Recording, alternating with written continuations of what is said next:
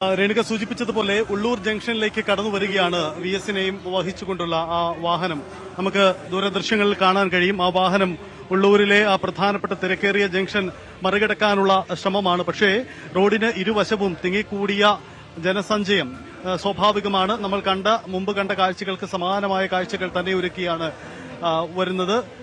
ഇരുവശങ്ങളിലും ആളുകൾ ഇങ്ങനെ തടിച്ചുകൂടുകയാണ്. ആളുകൾക്ക് വി എസിനെ ഒരു നോക്ക് കാണുക എന്ന ലക്ഷ്യം മാത്രമാണ്. അതുകൊണ്ട് വി എസിനെ ഓർത്തെടുക്കുമ്പോൾ വൈകാരിക വായ്പകൾ, നിരവധി വൈകാരിക തലങ്ങളിലൂടെയാണ് പലരും കടന്നുപോകുന്നത് എന്ന പ്രത്യേകതയുമുണ്ട്. തിരുവനന്തപുരത്തെ നഗരം, അതായത് സെക്രട്ടേറിയറ്റിൽ ദർബാർ ഹാളിൽ നിന്നും ആരംഭിച്ച ഈ വിലാപയാത്ര ഒരു 4 പോയിന്റ് മാത്രമേ പിന്നിട്ടിട്ടുള്ളൂ എന്ന് ഓർക്കുക. ഇനിയും എത്രയോ ദൂരം ആലപ്പുഴ പുന്നപ്ര വരെ എത്തിച്ചേരുമ്പോൾ പിന്നിടാനുണ്ട്. ഈ വഴികളിലൊക്കെ കാണപ്പെടുന്ന വലിയ തിരക്ക് ഇതാണ് ഇനി അങ്ങോട്ടുള്ള യാത്രയിലൂടെയുള്ള ഓരോ ഘട്ടത്തിലും അനുഭവപ്പെടുക എന്നതുമാണ് നമുക്ക് മനസ്സിലാവുന്നത്. നോക്കുക, വി എസിനെ കാണുന്നതിന് വേണ്ടി ജനസഞ്ചയം ഇങ്ങനെ തടിച്ചുകൂടുകയാണ് റോഡിന് ഇരുവശങ്ങളിലും. മുമ്പ് നമ്മൾക്ക് അനുഭവമുള്ളത്, മുമ്പ് നമ്മൾ പരാമർശിച്ചു പോയ ഉമ്മൻചാണ്ടിയുടെ വിലാപയാത്രയാണ്. ഒരുപക്ഷെ ദൃശ്യമാധ്യമങ്ങളൊക്കെ ഇത്ര സജീവമായതിനു ശേഷം നടന്ന ഏറ്റവും വലിയൊരു വിലാപയാത്ര ഉമ്മൻചാണ്ടിയുടേതാണ്. അതിനുശേഷം ഇപ്പോൾ വി എസിന്റേത് എന്ന പ്രത്യേകതയുമുണ്ട്. അതുകൊണ്ട് തന്നെ ഈ ജനസഞ്ചയം അത് എത്ര കണ്ട് വലുതായി തടിച്ചുകൂടുന്നു എന്നതിന്റെ ഒരു വ്യാപ്തി കൃത്യമായി തന്നെ നമുക്ക് ജനങ്ങളിലേക്ക് എത്തിക്കാൻ കഴിയുന്നുണ്ട്. അത്ര വലിയ ജനസഞ്ചയമാണ്. ഇനിയും കടന്നുപോകുന്ന ഇടങ്ങളിലൊക്കെ നമ്മൾ മനസ്സിലാക്കുന്ന റിപ്പോർട്ടുകൾ അനുസരിച്ചുകൊണ്ട് ഈ ദേശീയപാതയുടെ പോയിന്റുകളിലേക്ക് മറ്റ് ജില്ലകളിൽ നിന്നുള്ള ആളുകളൊക്കെ ഇങ്ങനെ തടിച്ചുകൂടുകയാണ്. വടക്കൻ കേരളത്തിന്റെ ഭാഗങ്ങളിൽ നിന്നുള്ളവരുണ്ട്. ഒരുപക്ഷെ ആലപ്പുഴ ഏറ്റവും വലിയൊരു ജനത്തിരക്കിലേക്ക് പോയേക്കും എന്ന് തന്നെയാണ് നമ്മൾ പ്രതീക്ഷിക്കുന്നത്. കാരണം മറ്റിടങ്ങളിൽ നിന്നുള്ളവർക്കെല്ലാം അവിടെയാണ് പൊതുദർശനത്തിന് വേണ്ടി അവർ സൗകര്യവും അവർ സാഹചര്യം ഒരുക്കുകയും ചെയ്യുന്നത്. അവർ അവിടേക്കാണ് എത്തിച്ചേരുക. പ്രധാനപ്പെട്ട നേതാക്കളൊക്കെ വി എസിന്റെ ഈ വാഹനത്തെ അനുഗമിക്കുന്നുണ്ട്, അതിനൊപ്പമുണ്ട്. അങ്ങനെ CPM-ന്റെ സെക്രട്ടേറിയറ്റ് അംഗങ്ങളൊക്കെ ഇതിൽ സജീവമായി അതിനൊപ്പം യാത്ര ചെയ്തുകൊണ്ട് സൗകര്യമൊരുക്കുകയാണ്. പരമാവധി തിരക്ക് ഒഴിവാക്കുന്നതിന് വേണ്ടി പരമാവധി വേഗത്തിൽ ഈ വാഹനം കടത്തിവിടുന്നതിന് വേണ്ടിയുള്ള ശ്രമങ്ങളുണ്ട്. കാരണം റോഡിന് ഇരുവശങ്ങളിൽ നിന്നും ആളുകളെ ഒന്ന് ഒതുക്കി, അവരോട് സാഹചര്യങ്ങൾ പറഞ്ഞ് ബോധിപ്പിച്ച് ഒന്ന് ഒതുക്കി മുന്നോട്ട് പോകുക എന്ന ശ്രമമാണ് ഇപ്പോൾ നടത്തുന്നത്. അതിനുള്ള ശ്രമങ്ങൾ നടക്കുന്നുണ്ട്. തിരക്ക് ഒഴിവാക്കുന്നതിന് വേണ്ടി അത്തരം പരമാവധി നേരത്തെ ഏറെക്കുറെ ഷെഡ്യൂളൊക്കെ പാലിക്കാൻ കഴിയുമോ എന്ന ഒരു പ്രതീക്ഷ പങ്കുവെച്ചുകൊണ്ട് തന്നെയാണ് ഇത്തരം ഒരു നീക്കമുണ്ടാവുന്നത്. നമുക്കറിയാം, റോഡിൽ കണ്ടോ, ഇരുവശങ്ങളിലും ആളുകൾ ഇങ്ങനെ കൈപിടിച്ചു നിന്നുകൊണ്ട് റോഡിന്റെ ഉള്ളിലേക്ക് ആളുകൾ കടന്നു വരാതിരിക്കാനുള്ള ഒരു ജാഗ്രത പാലിച്ചുകൊണ്ട് ആ ജാഗ്രതയിലാണ് മുന്നോട്ട് പോകുന്നത്. ഈ വി എസ് എന്ന വികാരം പങ്കുവയ്ക്കപ്പെടുമ്പോൾ ആളുകളിൽ പൊതുവിൽ കാണുന്ന ഒരു ഭാവം, വി എസിന്റെ ഒരു ഊർജം, അദ്ദേഹത്തിന്റെ സമരരംഗത്ത് അദ്ദേഹം പ്രകടിപ്പിച്ച ആ ഊർജം അത് അതേപടിയാണ്. കാരണം മുഷ്ടി ചുരുട്ടി മുദ്രാവാക്യം വിളിച്ചുകൊണ്ട്, ഒരുപക്ഷെ ഈ ഉമ്മൻചാണ്ടിയുടെ ആ വിലാപയാത്രയിൽ നിന്ന് വ്യത്യസ്തമായി അവിടെ പലരും കണ്ണീരോടുകൂടിയാണ് ഉമ്മൻചാണ്ടിയെ യാത്രയാക്കിയതെങ്കിൽ ഇവിടെ വി എസിന്റെ സമരകാലത്തെ ഓർമ്മപ്പെടുത്തിക്കൊണ്ട് അദ്ദേഹത്തിന് മുഷ്ടി ചുരുട്ടി മുദ്രാവാക്യം വിളിച്ചുകൊണ്ട് അദ്ദേഹത്തിന് വിട ചൊല്ലുന്നു എന്നതാണ്. അദ്ദേഹത്തിന്റെ സമര ജീവിതത്തെ ഓർമ്മപ്പെടുത്തിക്കൊണ്ട്, നമുക്കറിയാം 102 വയസ്സുള്ള ഒരു വ്യക്തി വിട ചൊല്ലുമ്പോൾ അദ്ദേഹത്തിന്റെ ആ സമര കാലഘട്ടത്തെ വി എസിനെ അങ്ങനെ വിശേഷിപ്പിച്ചുകൊണ്ട്, അങ്ങനെ ജനമനസ്സുകളിൽ അങ്ങനെ അത് ഏറ്റെടുത്തുകൊണ്ട് അതിശക്തമായി അത്തരം നിലപാടെടുത്തുകൊണ്ട് അങ്ങനെ തന്നെയാണ് ആളുകൾ അദ്ദേഹത്തിന് വിട ചൊല്ലുന്നത് എന്ന പ്രത്യേകതയുമുണ്ട്. റോഡിന് ഇരുവശങ്ങളിലും തിങ്ങിക്കൂടിയ ആളുകൾ നിൽക്കുകയാണ്.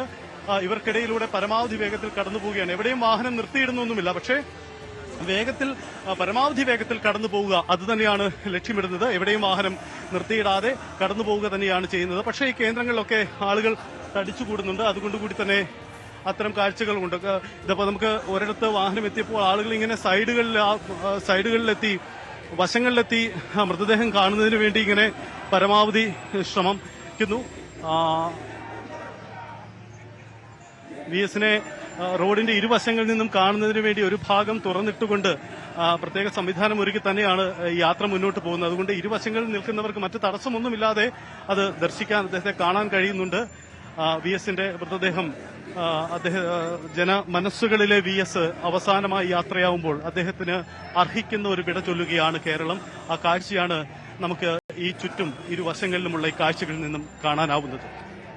തീർച്ചയായും എന്തായാലും വിലാപയാത്ര ഈ നിശ്ചയിച്ചിരിക്കുന്ന പോയിന്റുകളിൽ പോലും അധിക നേരം വാഹനം നിർത്തിയിട്ട് എല്ലാവർക്കും കാണാൻ അവസരമൊരുക്കാൻ കഴിയുന്നില്ല എന്ന ഒരു സാഹചര്യം സജിത്ത് സൂചിപ്പിച്ചതിൽ നമുക്ക് മനസ്സിലാകും. കാരണം ഇപ്പോൾ തന്നെ സമയം കടന്നുപോയിരിക്കുന്നു. 5 പോയിന്റ് മാത്രമാണ് പിന്നിടാനായിരിക്കുന്നത്. ഓരോ ഇടങ്ങളിലും പോയിന്റുകളായി നിശ്ചയിച്ചിട്ടില്ലാത്ത ഇടങ്ങളിലും ആളുകളുടെ വലിയ തിരക്കുണ്ട്. അതുകൊണ്ട് തന്നെ അത് സാധ്യമാകാത്തൊരു സാഹചര്യം ഉണ്ടായിരിക്കുകയാണ്. വാഹനം നീങ്ങിക്കൊണ്ടേ തന്നെ ഇരിക്കുന്നു.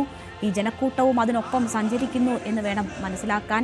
സജിത്ത് സൂചിപ്പിച്ചതുപോലെ ഒരു മുദ്രാവാക്യം വിളിയോടെ വീറിട്ട നേതാവിന് വേറിട്ട രീതിയിലുള്ള യാത്രയയപ്പ് ജനങ്ങൾ നൽകുകയാണ്. പരാജയം ഭക്ഷിച്ച് ജീവിക്കുന്ന മനുഷ്യനെന്ന് എം.എൻ. വിജയൻ വിശേഷിപ്പിച്ച വി.എസിനെ എങ്ങനെയാണ് കണ്ണീരോടുകൂടി വിട നൽകാൻ മനുഷ്യന് കഴിയുക? അദ്ദേഹത്തിൻ്റെ പോരാട്ടം, വീര്യം അത്രമാത്രം ജനങ്ങൾക്കും അറിയാവുന്നതാണ്. അദ്ദേഹം ഒരിക്കലും പിന്തിരിഞ്ഞോടിയ വ്യക്തിയല്ല. പരാജയങ്ങൾക്ക് മുന്നിലും തിരിച്ചടികൾക്ക് മുന്നിലും ശക്തിയുക്തം അതിനെ നേരിട്ട, അതിനെ മറികടന്ന നേതാവാണ് വി.എസ്. അച്യുതാനന്ദൻ. പരാജയങ്ങൾ വി.എസിൻ്റെ വീര്യം കൂട്ടിയിട്ടേ ഉള്ളൂ. അങ്ങനെ പരാജയങ്ങളിലൂടെയും പരീക്ഷണങ്ങളിലൂടെയും സ്വയം വീര്യം കൂട്ടിക്കൂട്ടിയാണ് വി.എസ്. എന്ന രണ്ടക്ഷരമായി കേരള രാഷ്ട്രീയത്തിൽ വളർന്നത്. കേരള രാഷ്ട്രീയത്തിലെ അതികായനായി മാറിയത്, ജനഹൃദയങ്ങളിൽ വി.എസിൻ്റെതായ ഇടം കണ്ടെത്തിയത്. ഇപ്പോൾ നമുക്ക് കാണാം, വാഹനം വളരെ സാവധാനത്തിൽ നീങ്ങിക്കൊണ്ടിരിക്കുകയാണ്. ഉള്ളൂർ പിന്നിട്ട് അടുത്ത ചാവടിമുക്ക് എന്ന പോയിന്റ് ലക്ഷ്യമാക്കിയുള്ള വാഹനം നീങ്ങുന്നു. പക്ഷേ ആ ജനക്കൂട്ടം മണിക്കൂറുകൾ വൈകുമെന്നുള്ളതായിട്ട് തർക്കമൊന്നുമില്ല. ഇപ്പോഴത്തെ ഒരു പ്രതീക്ഷയിൽ എപ്പോഴത്തേക്ക് ആലപ്പുഴ എത്താൻ പറ്റിയേക്കും? അല്ല, എനിക്ക് തോന്നുന്നു നേരം വെളുക്കാൻ സാധ്യതയുണ്ടെന്നുള്ളതാണ്. നേരം വെളുത്താൽ എടുക്കുന്ന സമയത്തോട് കൂടിയ, കാരണം ഇപ്പോൾ നമ്മൾ കഴക്കൂട്ടം പോലും എത്തിയിട്ടില്ല. അവിടെയൊക്കെ നമ്മൾ നിശ്ചയിച്ചിരുന്ന സമയത്തിനേക്കാൾ 3-4 മണിക്കൂർ ഇപ്പോൾ അധികമായി വന്നിരിക്കുകയാണ്. അപ്പോൾ വഴിനീളങ്ങളിൽ ഇതേ കണക്ക് ആളുകൾ ധാരാളമായി കാത്തിരിക്കുന്നു. അപ്പോൾ എല്ലാവരെയും കാണിക്കാൻ വേണ്ടിയിട്ടുള്ള ശ്രമമാണ് നടത്തിക്കൊണ്ടിരിക്കുന്നത്. എവിടെയും വാഹനം നിർത്തിയിടുന്നില്ല, പരമാവധി വേഗത്തിൽ, പറ്റുന്ന വേഗത്തിൽ കടന്നു പോകുക. അങ്ങനെയാണ്. അത് തീർച്ചയായിട്ടും പരമാവധി വേഗത്തിൽ കൊണ്ടുപോകാനാണ്. പക്ഷേ ജനങ്ങളുടെ ബാഹുല്യം കാരണം അവർ കാത്തു നിൽക്കുന്നവരെ നിരാശപ്പെടുത്താതിരിക്കാനാണ് ശ്രമിച്ചുകൊണ്ടിരിക്കുന്നത്. അപ്പോൾ മുഴുവൻ പേരെ കാണിക്കാൻ വേണ്ടി ശ്രമിക്കുകയാണ്.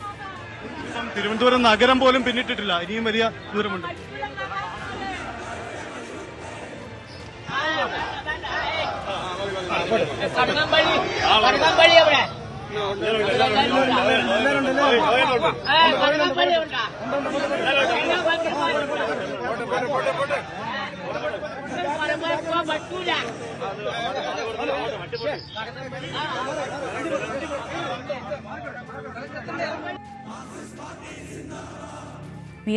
വി.എസിന്റെ വാഹനം അങ്ങനെ കടന്നു വിടാൻ അല്ലെങ്കിൽ കടത്തിവിടാൻ പറ്റില്ല, ഒരു അവകാശമായി തന്നെ പറഞ്ഞുകൊണ്ട് വി.എസിനെ കാണാൻ എത്തിയിരിക്കുകയാണ്. മറ്റ് നേതാക്കളെയും അന്വേഷിക്കുന്നുണ്ട്. എന്തായാലും വി.കെ. പ്രശാന്ത് പറഞ്ഞതുപോലെ ഓരോരുത്തരെയും കാണിക്കാൻ, അവസാനമായി വി.എസിനെ ഓരോരുത്തരെയും ഒന്ന് കാണിക്കാനുള്ള ശ്രമം ഉണ്ട്. വാഹനം ഇപ്പോൾ നിർത്തിയിട്ടിരിക്കുന്നതാണ് നമ്മൾ കാണുന്നത്.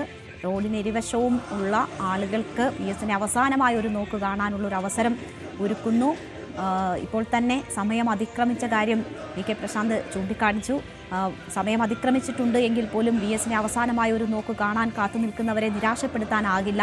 അതുകൊണ്ട് തന്നെ പുലർച്ചെയാകുമെന്ന ബോധ്യത്തിലും വിലാപയാത്ര ആളുകളെ അവസാനമായി ഒന്ന് വി.എസിനെ കാണാൻ അനുവദിച്ചുകൊണ്ട് തന്നെയാണ് ഇപ്പോഴും കടന്നു പോകുന്നത്. വികാരവായ്പോടുകൂടി ആളുകൾ കാത്തു നിൽക്കുകയാണ്. അവർക്ക് വി.എസിനെ അവസാനമായി കണ്ടേ പറ്റൂ.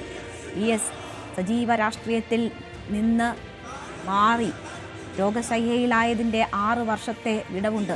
വി.എസിനെ ഓരോ പിറന്നാളിനും വി.എസ്. എങ്ങനെ എന്ന് അറിയാൻ മകനിട്ട ഫോട്ടോകളോ അല്ലെങ്കിൽ അങ്ങനെയുള്ള ചിത്രങ്ങളിലൂടെ മാത്രമാണ് എല്ലാവർക്കും, വി.എസിനെ ആരാധിക്കുന്നവർക്ക്, വി.എസിനെ നെഞ്ചേറ്റിയവർക്ക് അവസരം ലഭിച്ചിരുന്നത്. വി.എസിൻ്റെ ഒരു വാക്കോ നോക്കോ ലഭിക്കാത്ത 6 വർഷങ്ങൾ കടന്നു പോയിരിക്കുകയാണ്. ഇപ്പോൾ വി.എസ്. നീണ്ട ഒരു പോരാട്ടം, രോഗശയ്യയിൽ നിന്ന് ആശുപത്രിയിലെത്തി അവിടെ നീണ്ട പോരാട്ടം, 29 ദിവസം മരണത്തോട് മല്ലടിച്ച് അവസാനം വിട പറയുകയാണ്. ഇപ്പോഴും നേരിയ പുഞ്ചിരിയോടുകൂടി ഉറക്കത്തിലെന്ന പോലെ വി.എസിനെ നമുക്ക് കാണാം. വി.എസിന് അന്ത്യാഭിവാദ്യം അർപ്പിക്കാൻ, അന്ത്യാഞ്ജലി അർപ്പിക്കാൻ ഓരോ പോയിന്റിലും ആളുകൾ തിങ്ങി നിറഞ്ഞ് കാത്തു നിൽക്കുകയാണ്. ഓരോ പോയിന്റും കടക്കാൻ പ്രതീക്ഷിച്ചതിലും ഏറെ സമയമെടുക്കുകയാണ്. പ്രതീക്ഷിച്ചതിലും ഏറെ ആളുകൾ വി.എസിനെ യാത്രയാക്കാനായി എത്തിക്കൊണ്ടിരിക്കുകയാണ്. ഉള്ളൂർ പിന്നിട്ട് പോങ്ങുമൂട്ടിലേക്കാണ് വിലാപയാത്ര നീങ്ങുന്നത്. റോഡിൻവശവും കൂടിയ നിരവധിയായിട്ടുള്ള ആളുകൾ വി.എസ്. എത്തുന്നത് കാത്തു നിൽക്കുകയാണ്. സ്ത്രീകളും കുട്ടികളും ഉൾപ്പെടെയുള്ളവർ ഏറെ നേരമായി കാത്തു നിൽക്കുകയാണ്. നേരത്തെ ഈ വിലാപയാത്ര കടന്നു പോകുമെന്ന് കരുതിയിരുന്ന സമയമൊക്കെ കഴിഞ്ഞു. ആ പോയിന്റുകളിലൊക്കെ ആളുകൾ ക്ഷമയോടുകൂടി കാത്തു നിൽക്കുകയാണ്. വിലാപയാത്ര എത്തുന്നതും കാത്ത്. തിരുവനന്തപുരത്തിൻ്റെ നഗരപ്രദേശത്താണ് നമ്മൾ ഈ കാഴ്ച കാണുന്നതെങ്കിൽ ഇനി അങ്ങോട്ട് ആറ്റിങ്ങലും കടന്ന് കൊല്ലത്തിൻ്റെ മണ്ണിലേക്കൊക്കെ എത്തുമ്പോൾ എന്താകും വി എസിന് കിട്ടുന്ന യാത്രയായിപ്പോയി എന്നത് നമ്മൾ കാത്തിരുന്ന് തന്നെ കാണണം. വി എസിനെ എന്നും നെഞ്ചേറ്റിയ എല്ലാ മനുഷ്യരും കേരളത്തിൽ ഉടനീളം വി എസിന് ആരാധകരുണ്ടായിരുന്നു. വി എസ് എന്ന ജനപ്രിയ നേതാവിനെ കേൾക്കാനും കാണാനും വലിയ ജനക്കൂട്ടം രൂപപ്പെട്ടിരുന്നു. പാർട്ടിയുടെ ഏറ്റവും വലിയ ക്രൗഡ് പുള്ളറായിരുന്നു കഴിഞ്ഞ തെരഞ്ഞെടുപ്പുകളിൽ വി എസ് എത്താൻ ഓരോ സ്ഥാനാർത്ഥിയും കാത്തിരുന്ന തെരഞ്ഞെടുപ്പ് കാലമൊക്കെ നമുക്ക് ഓർമ്മയുണ്ട്. വാർദ്ധക്യത്തിൻ്റെ മൂർധന്യത്തിലെത്തി നിൽക്കുന്ന വി എസ് ഇടവേളകളില്ലാതെ മതിയായ വിശ്രമം പോലുമില്ലാതെ ആ സ്ഥാനാർത്ഥികൾക്കൊക്കെ വേണ്ടി ഓടി നടന്ന മണ്ണാണ്. ആ യാത്രകളിൽ വി എസ് കടന്നുപോയിട്ടുള്ള വഴികളാണ്. ആ വഴിയിലൂടെ വളരെ സാവധാനം മാത്രമാണിപ്പോൾ വി എസിന് മുന്നോട്ട് പോകാൻ കഴിയുന്നത്. ഓരോ ഇടങ്ങളിലും ഓരോ സ്ഥാനാർത്ഥികൾക്കും വേണ്ടി വി എസ് പാഞ്ഞു നടന്ന റോഡിലൂടെ ഇപ്പോൾ വളരെ സാവധാനത്തിൽ വി എസിൻ്റെ അവസാന യാത്രയിൽ ആ വാഹനം നീങ്ങുകയാണ്. ഇത്ര പതിയെ ഒരു യാത്ര വി എസിൻ്റെ ജീവിതത്തിൽ ഇതിനു മുൻപ് ഉണ്ടായിരുന്നോ എന്ന് സംശയമാണ്. കാരണം 17-ാം വയസ്സ് മുതൽ അദ്ദേഹം തിരക്കുകളിലായിരുന്നു, പോരാട്ടങ്ങളിലായിരുന്നു, സമരഭൂമിയിലായിരുന്നു. ആ സമയത്തൊന്നും വി എസിന് മതിയായ വിശ്രമം പോലും ലഭിച്ചിട്ടുണ്ടായിരുന്നിരിക്കില്ല. അദ്ദേഹം രാത്രികളിൽ വ്യായാമത്തിൽ ഏർപ്പെടുന്നതിനെക്കുറിച്ചൊക്കെ ഓരോരുത്തർ പറയുന്നുണ്ട്. തൻ്റെ വ്യായാമത്തിൻ്റെ സമയമൊക്കെ ക്രമമൊക്കെ തെറ്റിയാലും അതൊക്കെ നടത്തിയെടുക്കാൻ വി എസ് ശ്രമിച്ചിരുന്നു. അപ്പോൾ പോലും മതിയായ വിശ്രമമോ സമയമോ ഒന്നും തന്നെ അദ്ദേഹത്തിൻ്റെ പ്രായത്തിനനുസരിച്ച് അദ്ദേഹത്തിന് ലഭിച്ചിരുന്നില്ല. പ്രചരണ രംഗത്തും മറ്റുമൊക്കെ വി എസ് ഇങ്ങനെ ഓടി നടന്ന മണ്ണിലൂടെ റോഡിലൂടെ വി എസിൻ്റെ ഏറ്റവും വേഗത കുറഞ്ഞ യാത്രയാണ് നമ്മളിപ്പോൾ കണ്ടുകൊണ്ടിരിക്കുന്നത്. ആ വാഹനം മെല്ലെ മെല്ലെയാണ് നീങ്ങുന്നത്. അടുത്തത് പോങ്ങുമൂടാണ്. അവിടെ ഇപ്പോൾ തന്നെ വലിയ ജനക്കൂട്ടം രൂപപ്പെട്ടിട്ടുണ്ട് എന്നത് ഡാൻ കുര്യൻ നേരത്തെ തന്നെ സൂചിപ്പിച്ചതാണ്. അവിടേക്കാണ് എത്തുന്നത്. റോഡിന് ഇരുവശവും ആളുകൾ കാത്തു നിൽക്കുന്നുണ്ട്. തുറന്ന വാഹനമായതുകൊണ്ട് തന്നെ ഇരുവശത്തുമുള്ള ആളുകൾക്ക് അവസാനമായി ഒരു നോക്ക് കാണാനുള്ള സാഹചര്യവും അവസരവും ഒക്കെ ഉണ്ട്. അത് പൂർണ്ണമായും നൽകാനുള്ള ശ്രമമാണ് എന്ന് നടക്കുന്നതെന്ന് വി കെ പ്രശാന്ത് സൂചിപ്പിച്ച അദ്ദേഹമാണ് ആ തുറന്ന വാഹനത്തിനൊപ്പം പുറത്ത് ഉള്ളത്. മറ്റ് നേതാക്കൾ വാഹനത്തിൽ അനുഗമിക്കുന്നുണ്ട്. എന്തായാലും വി എസിനെ അവസാനമായൊരു നോക്ക് കാണാൻ ആളുകൾ കാത്തു നിൽക്കുകയാണ്. ഇനി നേരെ ദൂരം പിന്നിടാനുണ്ട്. പിറന്ന മണ്ണിലേക്ക്, വിപ്ലവത്തിൻ്റെ നാട്ടിലേക്ക് വി എസ് എത്തുന്നതും കാത്ത് വി എസിൻ്റെ ജന്മനാട്ടിൽ ആളുകൾ കാത്തിരിക്കുകയാണ്. ഇന്നലെ മരണവിവരം അറിഞ്ഞപ്പോൾ മുതൽ തന്നെ ഉള്ള കാത്തിരിപ്പാണ്. അവിടെ നിന്ന് അത്രയും കാത്തിരിപ്പ് സാധ്യമല്ലാത്ത പലരും ഇന്ന് തിരുവനന്തപുരത്തേക്ക് എത്തിയത് നമ്മൾ കണ്ടിട്ടുണ്ട്. പലരും മാധ്യമങ്ങളോടൊക്കെ പ്രതികരിക്കുന്നതുമൊക്കെ നമ്മൾ കണ്ടിട്ടുണ്ട്. പക്ഷേ അതിലും എത്രയോ ഇരട്ടി ആളുകൾ അവിടെ വി എസിൻ്റെ വരവിനായി കാത്തു നിൽക്കുകയാണ്. ആലപ്പുഴയുടെ മണ്ണിൽ വി എസിനെ നെഞ്ചേറ്റിയ മനുഷ്യർ കാത്തിരിക്കുന്നു. വി എസിന് അവിടേക്ക് എത്തണം. പക്ഷേ വിലാപയാത്ര വളരെ സാവധാനത്തിൽ മാത്രം കടന്നു പോകുന്നു. ഉള്ളൂർ പിന്നിട്ട് പോങ്ങുമുട്ടിലേക്ക് വിലാപയാത്ര എത്തുകയാണ്.